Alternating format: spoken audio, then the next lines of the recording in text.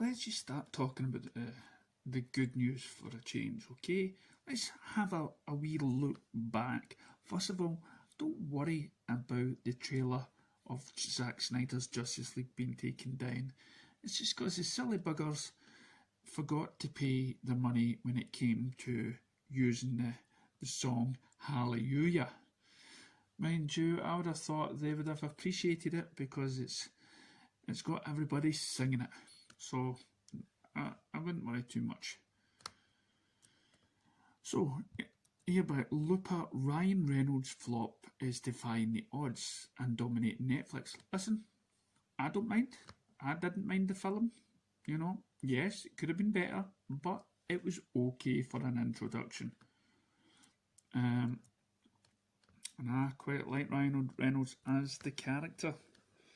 In Bright as Day and Black as Night, a very specific set of markets in Central and South America, Green Lantern has finally found its audience. The news comes courtesy of Flex Patrol, a site dedicated to calculating and reporting traffic on various streaming services, media offerings according to the calculations. In 2011, Ryan Reynolds' box office disappointment Green Lantern is currently enjoying a moment in the spotlight, ranking 9th out of the 10th on the site's list most popular titles streaming on Netflix.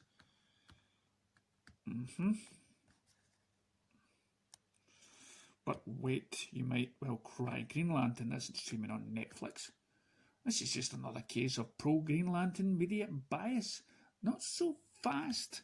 While it's true that Martin Campbell helmed DC adaptation can't be spotted on everybody's favourite and chill precursor stateside, it's currently tearing up the charts in Mexico, the Dominican Republic, and damn near every corner of mainland South America. If that's not coming to celebrate, what is? Well, it was the first released high. It was first released nigh on a decade ago. Green Lantern was viewed as a box office bomb, regrouping just a hair more than a substantial production budget, according to Box Office Mojo. It was a different time. Ryan Reynolds' fever hadn't yet become airborne, with Deadpool still 7 years away. Now, thanks to digital media platforms, perhaps a new audience will learn to love what Reynolds himself described to EW as the film that fell victim to the process in Hollywood, which is poster first, release date second, and script last. Or was it trying to be like Marvel? The Green Lantern has been a beloved member of DC stable for superheroes for decades, and a motion picture dedicated to the Hal Jordan incarnation of the character was ambitious move in 2011, maybe too ambitious in retrospect.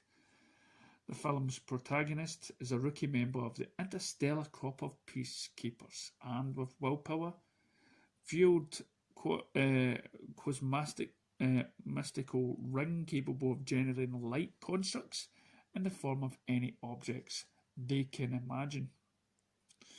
High concept, definitely, with a budget to match. Green Lantern ran up an estimated 200 million tab on production alone, making back a little over half that much in the US and 100 million or so overseas. Reviews were lukewarm at the most. Pleasant rough CGI was a point of focus, as was a cookie cutter story without much in the way of depth or character motivation. Rotten Tomatoes cultivated critiques were biting. The New York Post Lou Lumnick described it as a relentless, silly superhero flick with eyeballing, rolling dialogue set in vast, familiar-looking digital realms that look like rejected models from the second Star Wars trilogy. Damning Green Lantern with paint praise.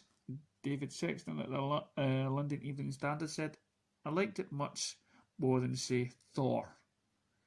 Lee wrote, at last, somebody that's woken up to the Thor movies. Lee Rosen of The Wrap asked in her review of the film, how many more of these hero movies can we take? The cultural equivalent complaining that it's starting to drizzle out before the dam breaks. And here we get BVS, something completely different, and people still moan about it. On the plus side, casting is phenomenal, featuring performance with Geoffrey Rush, Michael Clarke Duncan, Mark Strong, and Taika Waititi. In the minus column, Ryan Reynolds elected to end Deadpool 2 by blowing out his brains all over Green Lantern script. Will the Green Lantern ever return to the DCEU? You bet.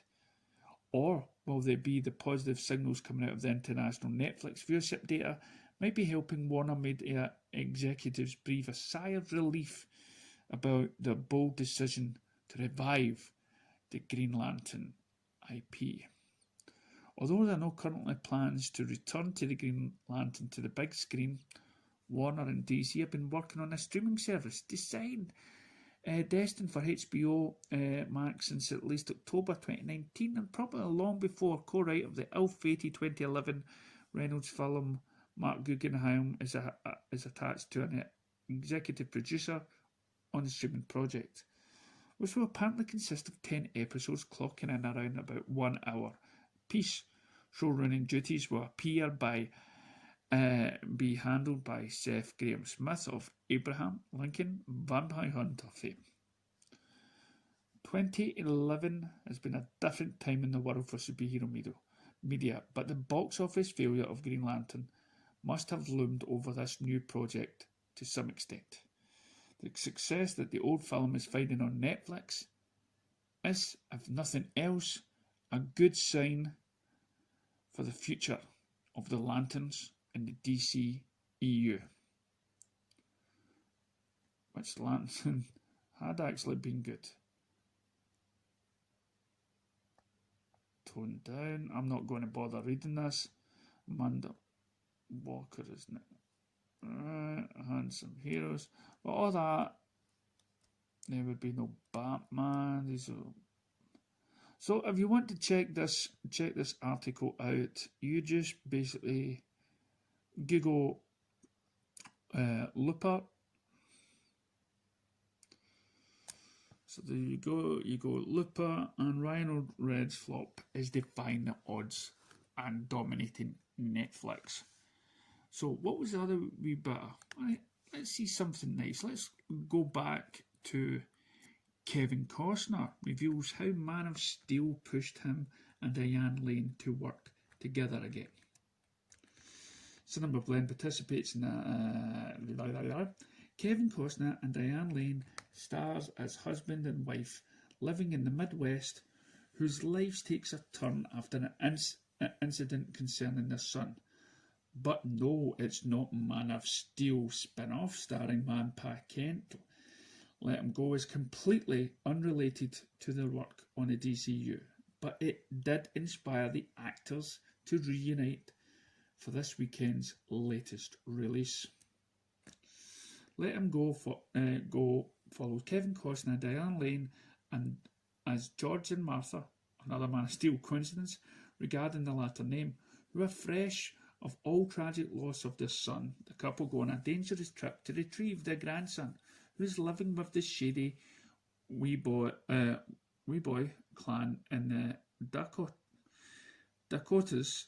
Here's how Man of Steel brought them back together, per Kevin Costner to EW. Well, number one, she's a world-class actress. I think she's one of the best that we've ever had. There's just no doubt about it. You can go to the Golden Globes of Hollywood and I would stack her up against any of the Barbara Steinwecks and the Hepburns. We felt like we only worked together for a minute of Man of Steel, but the promise of what could be wasn't going to be extended in that particular movie. So this was an interesting way to circle back, and she was very dynamic in a very difficult role. Of course, as the Superman story goes, Jonathan Kent must die in Clark's adulthood and leave Martha Kent by a lonesome on the farm. The moment made for a memorable scene in 2013's movie, which differed from the typical get sick and die narrative of Kal-El's adopted Earth dad, Jonathan gets killed in a tornado trying to save others, and I cry every time I watch it. Take a look. Yeah, fantastic. Right, Kevin Costner played a small but key role in Man of Steel, and it didn't allow him to work as much with Diana Lane as he wanted to. Enter Let 'Em Go, and on the surface it may look like the couple crafted a man-pa-Ken scenario. Matt just read this, just to do it, but the movie is based on a novel by Larry Watson, although it has been labelled a western, and Kevin Costner definitely loves his western. Well, Kevin Costner and Diane Lane could technically go back to the roles in the Kents and flashback sequences in future DCU movies. When Sienna Blaine spoke to Costner ahead of the film's release, our own Michael Reeves asked if the actor may return to the upcoming Snyder Cut of Justice League. The legendary actor said the following: "I don't know, you don't want to be kissing and telling in life. You're poking me a little bit. I'm not. I can't tell you. That's a tease if I ever did see one. The new cut of Justice League will be released on HBO Max in 4 parts next year. You can sign up for HBO Max subscription, but if you're like me, you have to wait and find out what other media form it's going to become available on. And the service is currently streaming Man of Steel. Let 'Em Go is playing in theatres now, which I did not know. So check out the trailer for the Let It Go and let us know in the comments below. If you've got any good news, what's happening in the DCU recently, let us know and I'll do a wee spot on it.